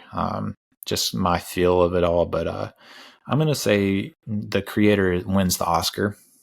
And let me read off my list. My number 5 is John Wick. John Wick Chapter 4. Great visual effects. Number 4 is Ferrari. I already talked about the race sequences there. My number 3 is Oppenheimer, which I think has some really cool visual effects going on with kind of these in Oppenheimer's mind stuff and the Trinity test and all that. No CGI used. Love that with Nolan. My number 2 is The Creator. I think it has the way they shot on location and kind of seamlessly added stuff in post. I thought looked really, really incredible. I didn't like the movie. I thought the movie was fine overall. Not the best acting and narrative going on, but visually incredible. So yeah, that's my number 2. My number 1 is Godzilla -1 because I just think it looked fantastic. Godzilla looks fantastic. I don't know, just everything looks so good, so good in this movie, especially on a big screen. So that it goes without saying that would be my pick of the Oscar nominees since it's my number 1 in my personal list. Let's go to music original scores. And I put kind of original score / music, and you'll see why in a minute. But yeah, the nominees here are American Fiction, Indiana Jones and the Dial of Destiny, Killers of the Flower Moon, Oppenheimer, and Poor Things. I think Oppenheimer wins it. A lot of people love this score. It was kind of distracting for me. I didn't go for it. I didn't think they I think it sounds great, but I think the way it's used in the movie is just distracting and not the best. So, and that's not across the board. I do like it in portions, but it just in some parts it's just distracting. So yeah, that's my prediction. My pick of those would be here's what I'll do. I'll share my list. Honorable mentions for me. Joe Hisayashi's score for The Boy and the Heron. He does a ton of Miyazaki movies, and his scores are always so good. The score for Boy and the Heron is great. And then Naoki Sato for Godzilla -1, using those kind of old school Godzilla themes to great effect. Really well done. But yeah, my number 5 is Asteroid City. Alexander Desplat is the composer there, working with Wes Anderson. Their collaboration there. Great, catchy, kind of typical Wes Anderson score that I just love. My number 4 is for Past Lives, which was composed by Christopher Bale and Daniel Rosen, who were in the band Grizzly Bear, if you're familiar with that kind of indie rock band. I love their score. It's subtle and sweet and very well kind of used emotionally. My number 3 is for Anatomy of a Fall, and this is what I was talking about earlier. There's not really a original score for Anatomy of a Fall, but the way that, for one, the instrumental version of Pimp is used, and then on top of that, there's these parts where the child actor is practicing his piano, playing some classical pieces, and they actually, instead of getting versions of recordings of those pieces to use for the score, they use the kid playing, practicing, the actor actually practicing those piano pieces as kind of the score per se. So I just loved that choice. I thought it worked really well. So that was my number 3. My number 2 is, and this is kind of another reason I have kind of score / music.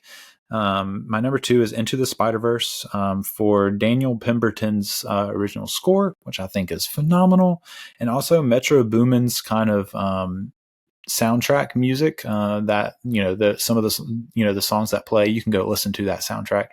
Me and my son like to listen to it.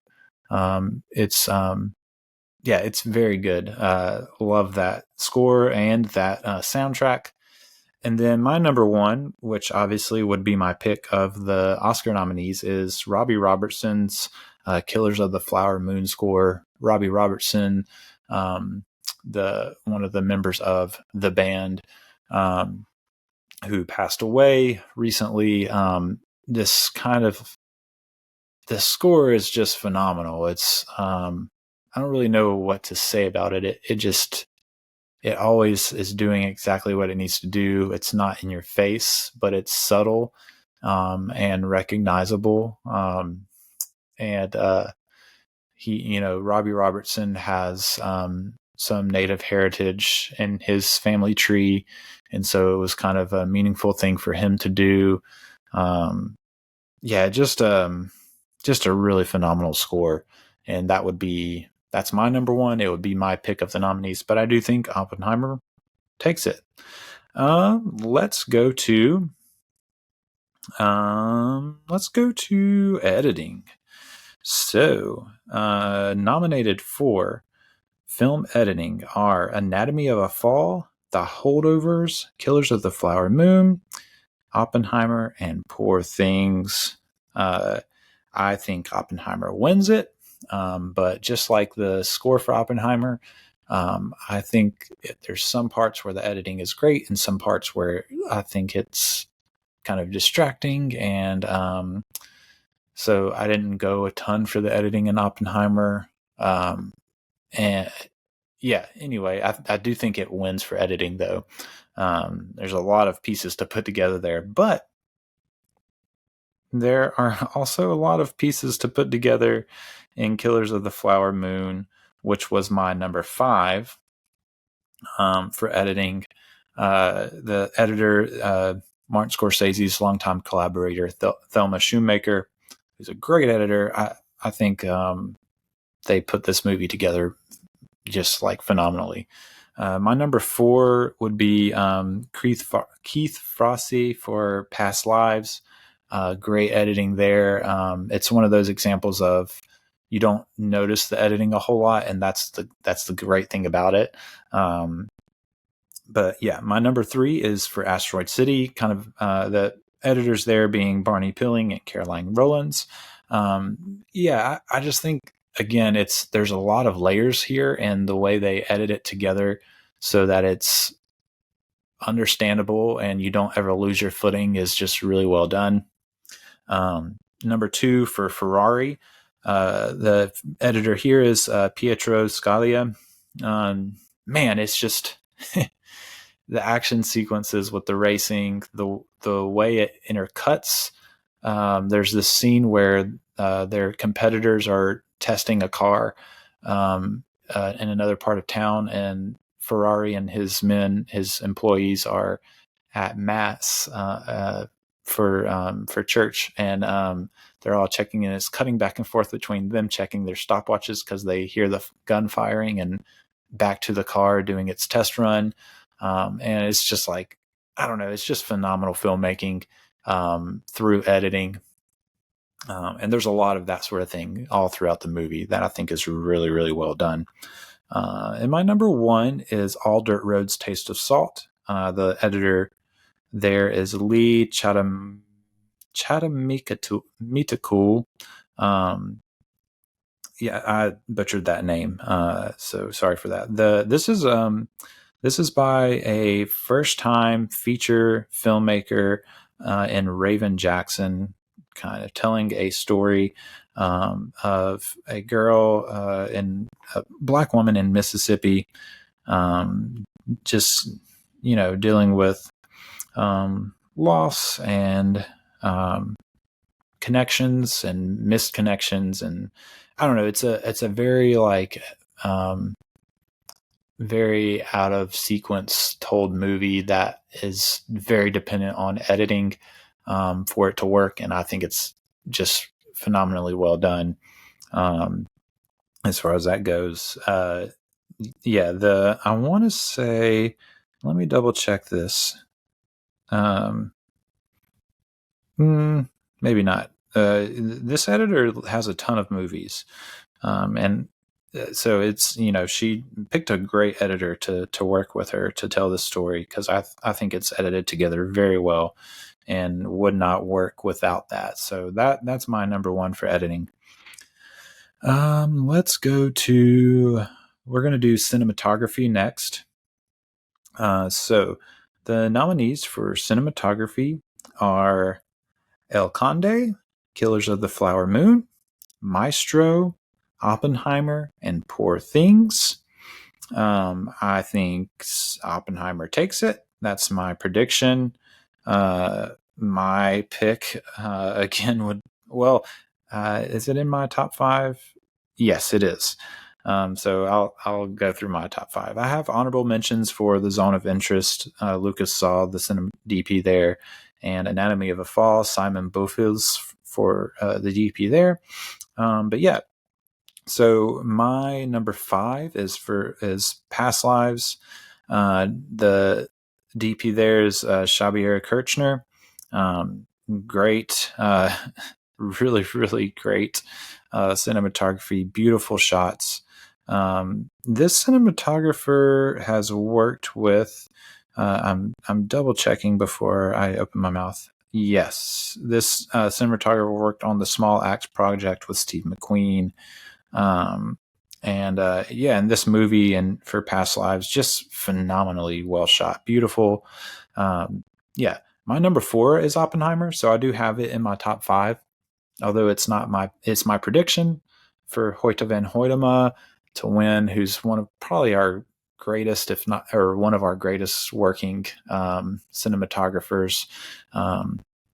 Great, just like phenomenally shot movie. That's my number 4. Number 3, again, All Dirt Roads Taste of Salt is just a beautifully shot movie. Again, there's a common recurring theme of the way things feel for this character, and being able to portray that with the sound design and the cinematography is just great. Very difficult, I think, to pull off. And yeah, just done phenomenally well. It's a beautiful to watch film. That's my number 3. My number 2 is Killers of the Flower Moon, which would be my pick of the Oscar nominees if I had to pick one. The cinematographer here is Rodrigo Prieto, who, funnily enough, is also the cinematographer for Barbie. So two big ones in the same year. But Killers of the Flower Moon is just a marvel to watch. It's beautiful. It's, there's things he's doing with intercut stuff that's just great. Yeah, that's my number two. My number one, if you remember me talking about how beautiful this movie was in my top 10, I'm going with Godland. The cinematographer here is Maria von Hosfulth. And I probably said that wrong, just like I said the director's name wrong. Just one of the most beautiful movies I've ever seen. Capturing, just capturing Iceland in a very unique and very interesting camera angles. Very textured, very kind of it has this like old school look to it, where it feels like you're back in the 1800s. Yeah, phenomenal cinematography in Godland. That's my number one.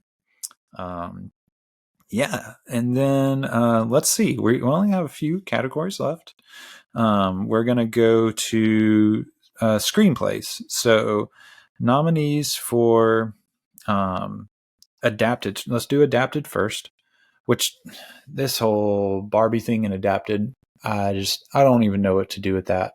I don't feel like it's adapted. I feel like it's original. But I feel like they need to have better lines of what qualifies something as adapted or original. I don't get it. But anyways, the nominees for the Oscars for adapted screenplay are American Fiction, Barbie, Oppenheimer, Poor Things, and The Zone of Interest. I think Oppenheimer takes it. That's my prediction. And I think that would be my pick of these nominees as well. Very good. My list at number 5 for adapted screenplay, I have Priscilla. I think Sofia Coppola did really well with adapting that memoir of Priscilla Presley. My number 4 is Are You There, God? It's Me, Margaret. I've already talked about how well that movie is, and the way that I'm not sure who the writer is here. I should have written that down, but the way it works in the mother character and gives her her own narrative that is kind of like in addition to what she gets in the book, more fully develops that character. Just really, really well done. My number 3 is American Fiction. Again, I think this is just like incredibly well adapted and unique and all that. My number 2 is Oppenheimer. So that's why it would be my pick of those. It's my favorite. I think it's just it's hard to adapt that sort of thing. And I think Nolan does pretty well. There's some choices. I don't know. I'm kind of iffy on this. I'm kind of second guessing myself.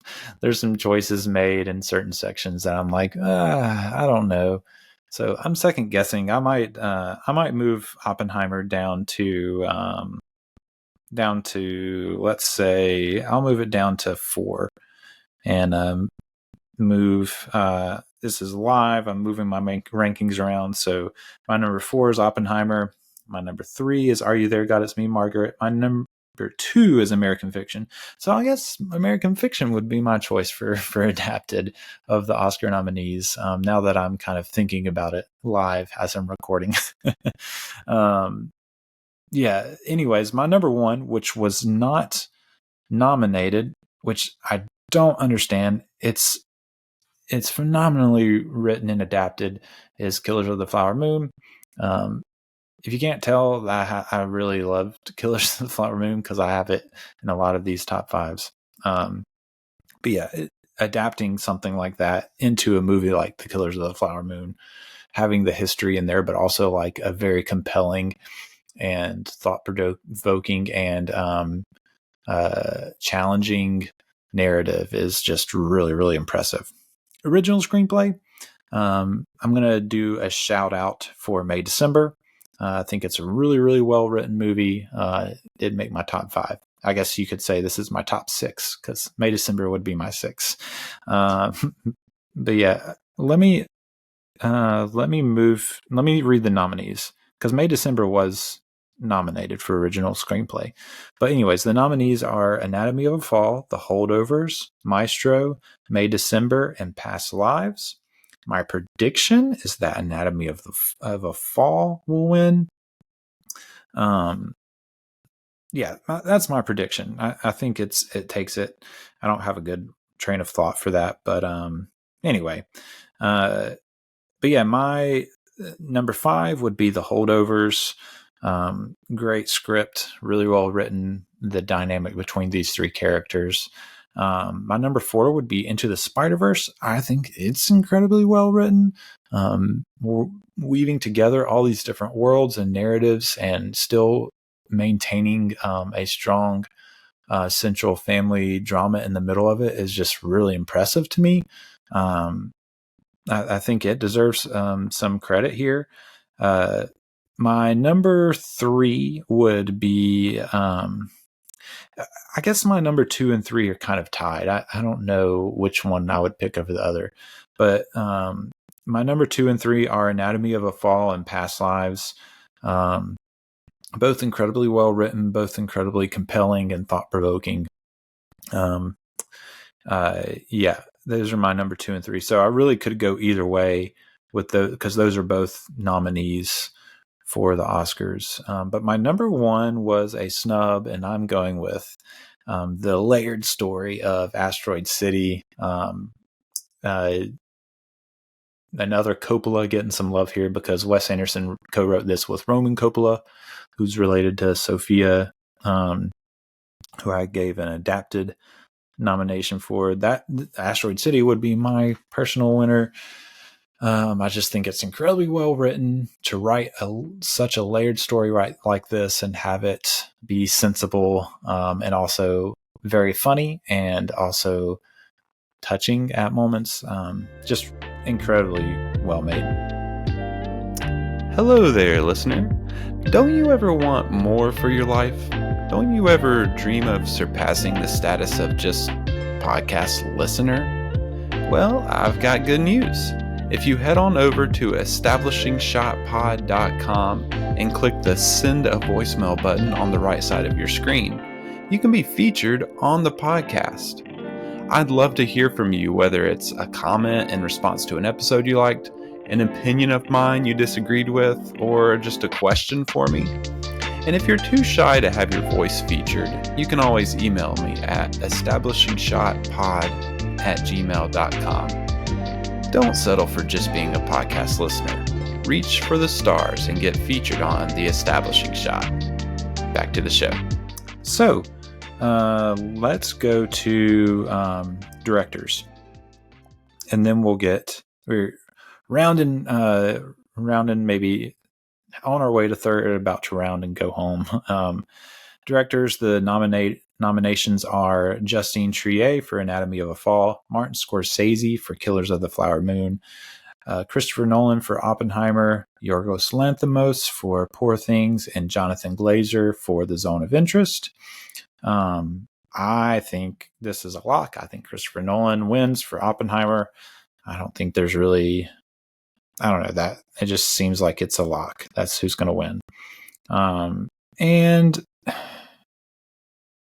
I don't know. I'll touch on this after I read my top 5. I do want to give some honorable mentions. Wes Anderson for Asteroid City, Alexander Payne for The Holdovers, A.V. Rockwell for 1001, Michael Mann for Ferrari, Kelly Reichardt for Showing Up, and Alice Diop for Saint Omer. All really great directors, directing work between all those. But my number 5 is Jonathan Glazer for The Zone of Interest. I think what he is pulling off in that movie takes a ton of insight and work, and I think he really pulls off some great stuff there. Even if it's not, in my top 10, I recognize the directing work is just phenomenal there. So that's my number 5. My number 4 is Justine Triet for Anatomy of a Fall. I think she's just doing some phenomenal work with her directing and the vision she has, and it's doing some. You get some interesting angles and whatnot. Yeah, my number 3 is Christopher Nolan for Oppenheimer. This is tough. Okay, these top 3 I could move around. These could be 3, 2, or 1. Any of these top 3. I'm going to say Nolan is my 3, just because I think he could have done better. He has other work that I think is better, and I'm holding him to a higher standard and think he could do better.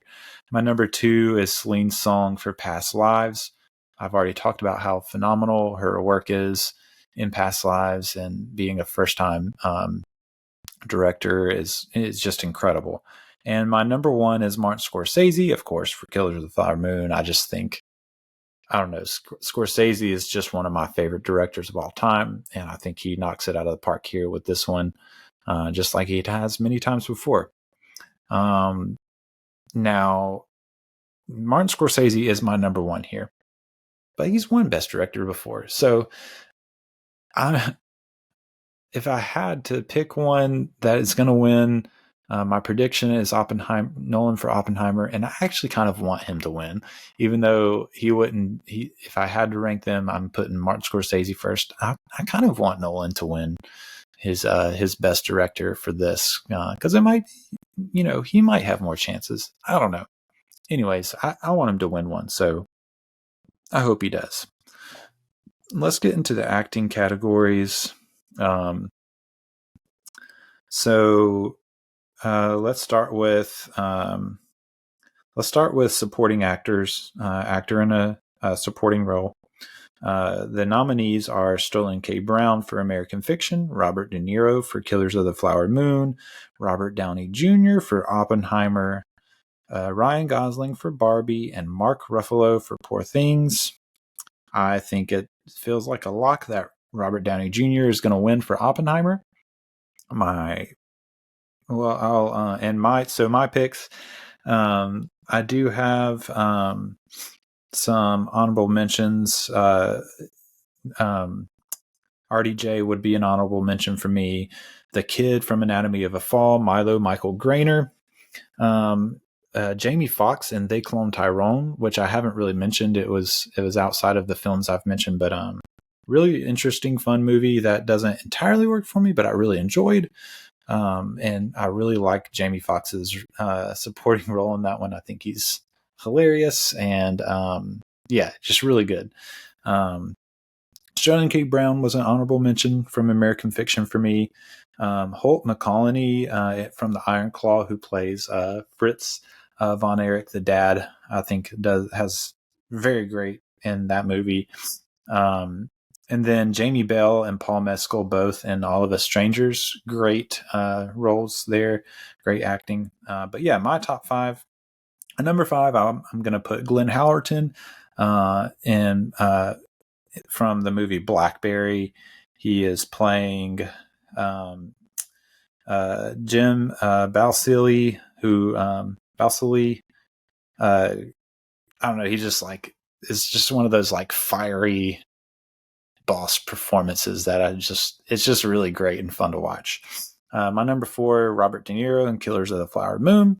He's Robert De Niro. It's been a while since he's had a role this good, and I think he knocks it out of the park. Very good. My number 3 is Dominic Sessa of The Holdovers. I really wish he would have gotten a nomination.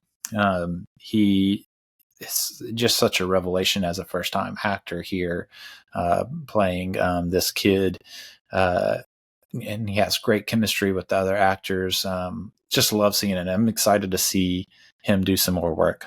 And number 2 is Ryan Gosling, so that would be my pick of the nominees. Really, I mean, he's Ken, and it's just, he's Ken. It's it's great. He's just great. I don't know what to say about it. My number one is actually Charles Melton in May December. He's not a first time actor, but I would call this kind of a breakout performance. Very new, hasn't done a ton of work, and to come along kind of powerhouse actresses like Natalie Portman and Julianne Moore, and to stand toe to toe with them and acting, and he's one of the more dynamic characters in the movie. He's just phenomenal in it. Really, really good. So that would be my number one supporting actor. Supporting actresses, or the category is actress in a supporting role for the Oscars. But yeah, the nominees are Emily Blunt for Oppenheimer, Danielle Brooks for The Color Purple, America Ferrera for Barbie, Jodie Foster for Nyad, and Da'Vine Joy Randolph for The Holdovers. I think Da'Vine Joy Randolph wins. That would be my prediction. She's won everywhere else, and I think she wins here. I do want to give, for my list, I have honorable mentions in Danielle Brooks, who was a nominee. I want to Claire Foy for All of Us Strangers. Carrie Mulligan in Maestro, I think, is really good. And Guslagi Malanda, who plays a supporting role in the movie Saint Omer. She's the mother on trial in that movie. It's a very muted performance. She's not like doing a whole lot, but the way she holds herself, I think, is just incredible. So I wanted to give a big shout out to her. But yeah, my top five. At five, I have Julianne Moore in May December. Great job playing Gracie in that movie. I just love the acting in that movie. I wish they would have gotten more nominations there. My number four is Scarlett Johansson in Asteroid City. I think she works really well with Wes Anderson's kind of storytelling style and characters. I hope she's in more Wes Anderson movies in the future. Number three, Penelope Cruz in Ferrari. I kind of mentioned, I think the movie doesn't work as well if she's not as good as she is in this. Really good. My number two is Da'Vine Joy Randolph. She would be my pick of the nominees. And my number one is Rachel McAdams in Are You There, God? It's Me, Margaret. Loved her performance. I've always been a fan of Rachel McAdams and as an actress, and man, she is funny in this movie. She is emotionally just like convincing in this movie. I don't know. It's a very touching, relatable performance that I just loved. So yeah, that's supporting actress. Let's go to lead actor. So for nominated for actor in a leading role, you have Bradley Cooper in Maestro, Coleman Domingo in Rustin, Paul Giamatti for The Holdovers, Cillian Murphy for Oppenheimer, and Jeffrey Wright in American Fiction. Honestly, all are really good nominees. I caught up with Rustin, and Coleman Domingo is very good in that. Even if the movie's just kind of fine. But yeah, so he's probably an honorable mention. Coleman Domingo, for me. Bradley Cooper, I want to put in there in my top five, but I had to make room for some other people, so he's an honorable mention. Zac Efron, I thought was great. Iron Claw, Leo DiCaprio, I couldn't fit into my top five, and Adam Driver for Ferrari couldn't fit in. Those are some honorable mentions. But yeah, my number five is Michael Fassbender in The Killer. His voiceover work is phenomenal, and then just the physical performance he's having to pull off is just really, really good. And I think being underrated. Everyone knows he's a great actor, but yeah, I really think his performance is great. Jeffrey Wright is my number four for American Fiction. I think he's great in that movie. He has a lot to do. Paul Giamatti is my number three for The Holdovers. great. He's just funny and fiery and very Paul Giamatti, and I love it. My number 2 is Andrew Scott in All of Us Strangers, who is doing a whole lot of emotional stuff in that movie, and it took me a minute. I recognized him. I couldn't put my finger on it, and I finally realized that he plays Moriarty in the Sherlock BBC miniseries with Benedict Cumberbatch. And so he was throwing me off at first, but once I got past that, man, is he doing a whole lot of things in this movie. Very emotional performance that he's tapping into. That really worked for me. And then my number 1, which is who I think will win, and who I think should win, is Cillian Murphy in Oppenheimer. And I'm just realizing I did read him. I think Cillian Murphy will win. I think he should win. He's my number 1. It's not a big biopic performance, but I think that's to its advantage. There's a whole lot of eye and face work that he's doing that I just don't think anyone else could have done that movie's pulling off. And then let's go to actress in a supporting role. In a supporting actress in a leading role. We already did supporting. The lead actress nominees were Annette Bening in Naiad, Lily Gladstone in Killers of the Flower Moon, Sandra Hüller in Anatomy of a Fall, Carey Mulligan in Maestro, and Emma Stone in Poor Things. I think it's probably pretty close between Gladstone and Stone, funnily enough. Lily Gladstone and Emma Stone could go either way. I think Lily Gladstone's going to win. I'm questioning if she is a leading role, but I don't make the rules, and that's what she was nominated for. So I think she will win it. It's a great performance. I wouldn't mind her winning that. Let me go through mine. I actually have her as an honorable mention. I had some other people I wanted to fit in, and I have Michelle Williams in Showing Up as an honorable mention, and also Abby Ryder Forston, who plays the girl Margaret in Are You There, God? It's Me, Margaret. I thought great performance by her. But yeah, my number 5, I have. I just wanted to fit Julia Louis-Dreyfus in here for You Hurt My Feelings because she is so funny and so good. I don't think anyone could quite pull off this role like she does. You don't get a whole lot of comedy parts nominated, and I wanted to give some love to her and her performance. There, my number 4 is Natalie Portman in May December.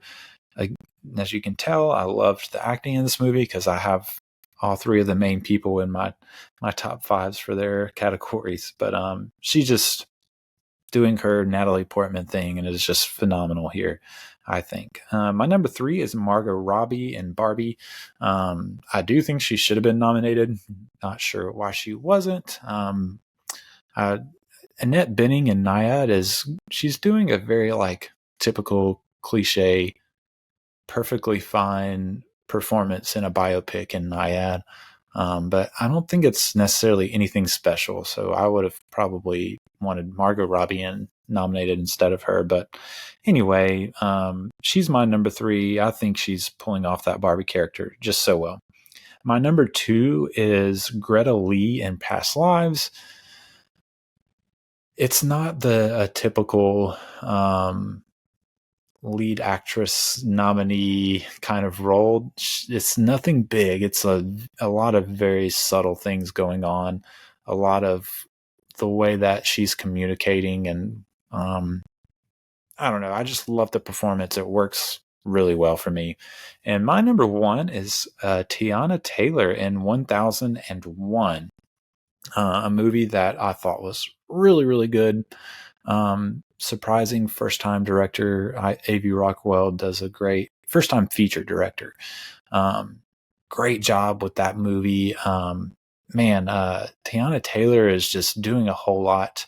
I don't want to give way too much about the movie because I think it's one of those where it's better to see it go in kind of blind and maybe just read the plot description and then go in from there. But it's about a mother who kind of steals a son from a foster system and after getting out of jail, and then kind of moves on from there. It kind of goes through his whole childhood with three different actors as the son. But Tiana Taylor is just like putting in a phenomenal, just like gut punching performance.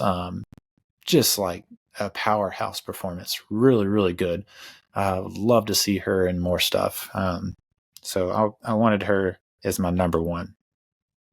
And then Best Picture is the last category. You probably already know what my favorite is because I went over that at the beginning of the podcast. My favorite is Past Lives of these. But let me read through them. American Fiction, Anatomy of a Fall, Barbie, The Holdovers, Killers of the Flower Moon, Maestro, Oppenheimer, Past Lives, Poor Things, and The Zone of Interest. My favorite of these is Past Lives. I do like a couple of these more than Oppenheimer. I like Past Lives more. I like Killers of the Flower Moon more. I like Anatomy of a Fall more. But I'll say this. I think my prediction is Oppenheimer wins it. I think that's everyone's prediction. I think it's going to win it. It feels just locked in. And honestly, even though I like 3 or 4 of these other movies more, I kind of want it to win. I like similar with directing. I just want Nolan to get his Best Picture win. Dunkirk, I think, is the one that deserved it more. I like that movie a good bit more, but yeah, I want Nolan to win, even though I like these other movies more. Now, it's kind of a plus for me because if one of these others do surprise, I'll be perfectly happy that I like more. But yeah, Oppenheimer is going to win. I think it's pretty cut and dry at this point. No question about it. But yeah, that is all I have for this episode. If you didn't get your pick in for 2023, your favorite film, you can still leave a voicemail. You just go to establishingshotpod.com. The link is in the show notes, the notes for the episode. So you can just click that on the right side of your screen, whether you're on mobile or desktop. You'll see a little button that says send a voicemail. Click that. Send it a voicemail. Tell me your name, what your favorite film of 2023 was, and submit that, and I can include that on future episodes. Or if you just want to tell me what I got wrong, what I snubbed with my picks, or how I'm just wrong on my rankings, you can leave me a voicemail telling me about that too. So feel free to do that. Please take some time to rate and review the show. I would greatly appreciate it. It helps with the visibility of the podcast. More people see it. If you do want to support the show financially, I would greatly appreciate it. It costs money to keep all this stuff going. I'm still a relatively new podcast, so I don't have very many supporters. So every little bit counts. I have giving things starting at $5 a month, just kind of like a latte a month, and you can support my podcast. I would greatly appreciate that. Other than that, we have some great episodes coming up. I am going to be covering the Sugarland Express next week, which is Steven Spielberg's first theatrically released feature film. So I'm excited to talk about that and get moving further into that Steven Spielberg series. So that's what you have to look forward to. But this is fun. I'm excited to watch the Oscars and see how things go, see if my predictions are right. I hope to see you all you guys soon as we keep moving forward in this Spielberg series. But until then, I've been Eli Price, and you've been listening to The Establishing Shot. I'll see you next time. We were happy here. For a little while. But look, I figure it this way. Better to be king for a night than schmuck for a lifetime.